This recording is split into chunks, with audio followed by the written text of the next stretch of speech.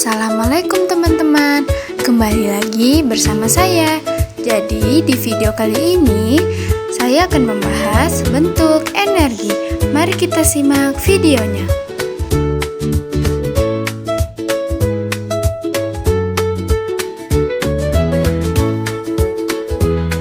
Jadi hal yang dipelajari dari video ini ada 6. Yang pertama itu energi panas.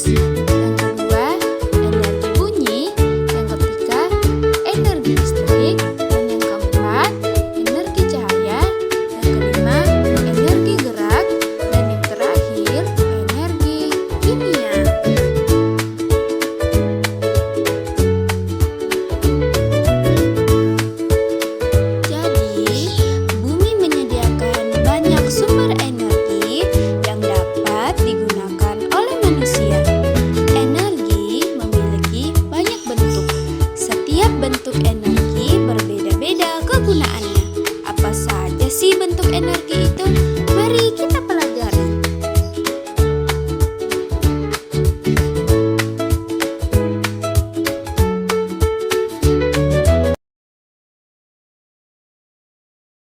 Nah, energi panas. Energi panas dimanfaatkan untuk memasak dan menjemur. Contohnya itu benda yang menghasilkan energi panas seperti kompor, kayu bakar, dan setrika. Energi panas adalah bentuk yang dihasilkan dari pergerakan partikel dalam suatu zat. Energi ini muncul akibat gerakan acak atom atau molekul. Dan semakin tinggi suhu suatu benda, semakin besar energi panas yang dimilikinya. Energi panas dapat berpindah dari satu benda ke benda lain melalui proses konduksi, konveksi, atau radiasi. Energi panas memiliki berbagai sumber, seperti matahari, sumber utama energi panas yang mempengaruhi iklim dan cuaca di bumi. Yang kedua, panas bumi, energi yang berasal dari dalam kerak bumi, sering digunakan untuk pemanasan dari pembangkit listrik. Yang keempat itu ada pembakaran. Jadi, proses pembakaran bahan bakar seperti kayu atau fosil menghasilkan energi panas yang digunakan dalam berbagai aplikasi, termasuk memasak dan pemanasan. Yang terakhir, listrik. Energi listrik dapat diubah menjadi energi panas melalui alat pemanas.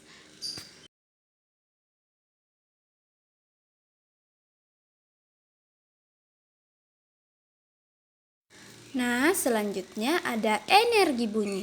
Energi bunyi dihasilkan oleh benda-benda yang bergetar. Contoh benda yang menghasilkan bunyi seperti drum, gitar, dan seruling. Energi bunyi adalah bentuk energi yang dihasilkan dari getaran benda. Ketika suatu benda bergetar, ia menyebabkan partikel di sekitarnya, seperti udara, untuk bergerak. Gerakan ini menciptakan gelombang bunyi yang dapat merambat melalui berbagai medium, termasuk udara, air, dan benda padat.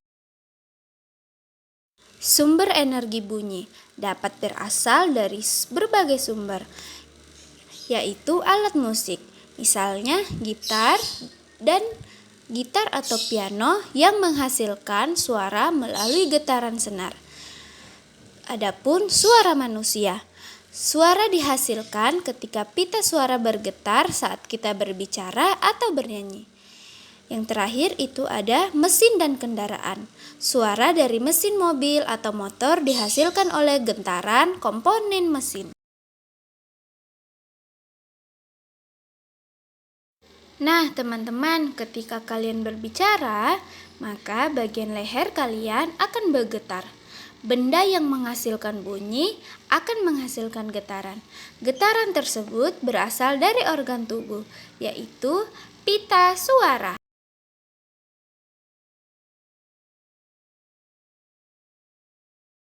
Nah, adapun energi listrik. Energi listrik dimanfaatkan untuk memasak dan menjemur. Contoh benda yang menghasilkan energi panas seperti kompor, kayu bakar, dan setrika.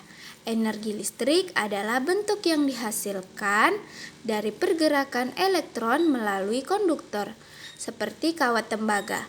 Energi ini sangat penting dalam kehidupan sehari-hari, digunakan untuk berbagai keperluan, mulai dari penerangan hingga pengoperasian perangkat elektronik. Energi listrik dapat berasal dari berbagai sumber, antara lain batu bara, sumber energi fosil yang umum digunakan untuk pembangkit listrik. Selanjutnya, gas alam. Gas alam digunakan dalam pembangkit listrik dengan cara dibakar untuk menghasilkan panas yang memanaskan air dan menghasilkan uap. Selanjutnya, minyak bumi. Minyak bumi dibakar untuk menghasilkan panas dan uap, meskipun lebih sering digunakan dalam pembangkit listrik tenaga diesel.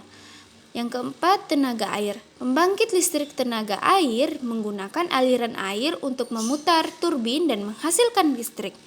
Yang kelima, tenaga surya. Tenaga surya menggunakan panel surya untuk mengubah energi matahari menjadi listrik.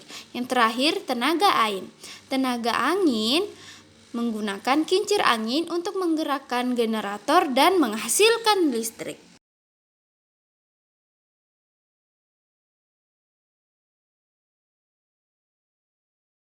Energi kimia.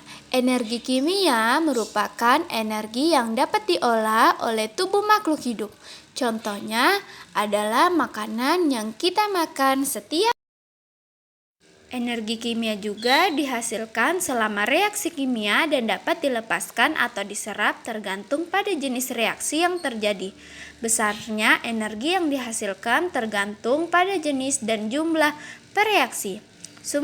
Sumber energi kimia dapat ditemukan antara lain yang pertama, bahan bakar fosil seperti batu bara, minyak bumi, dan gas alam yang melepaskan energi saat dibakar. Yang kedua, makanan. Energi kimia yang terkandung dalam makanan diubah menjadi energi yang digunakan oleh tubuh melalui proses pencernaan.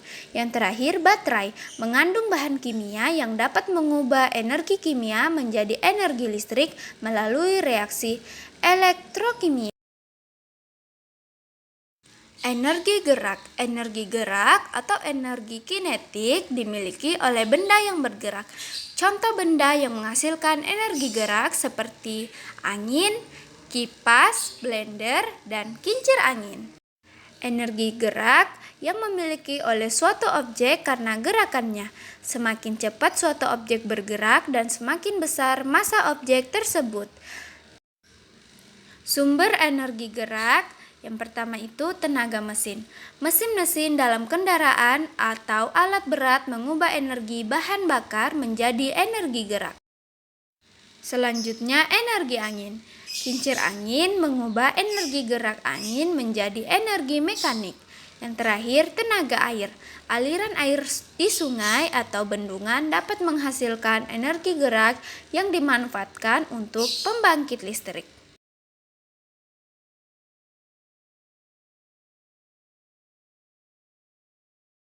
Energi cahaya. Energi cahaya menghasilkan sinar yang membuat tempat gelap menjadi terang. Contoh benda yang menghasilkan energi cahaya seperti senter, lilin, matahari, dan lampu.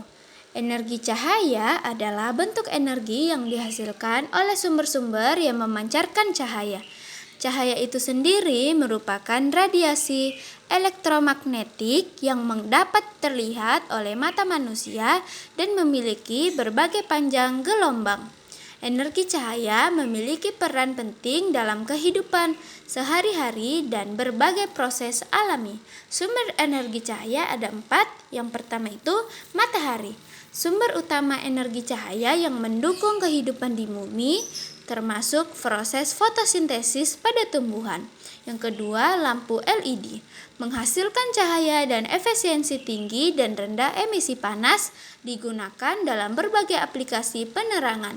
Yang ketiga, lampu fluoresen, menggunakan gas untuk menghasilkan cahaya dan lebih hemat energi dibandingkan lampu pijar. Yang terakhir, baterai, mengubah energi kimia menjadi energi listrik yang dapat digunakan untuk menghidupkan lampu dan perangkat lainnya.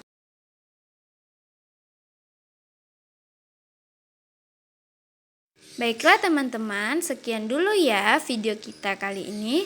Sampai jumpa di minggu depan. Bye-bye teman-teman, semoga bermanfaat ya. Wassalamualaikum warahmatullahi wabarakatuh.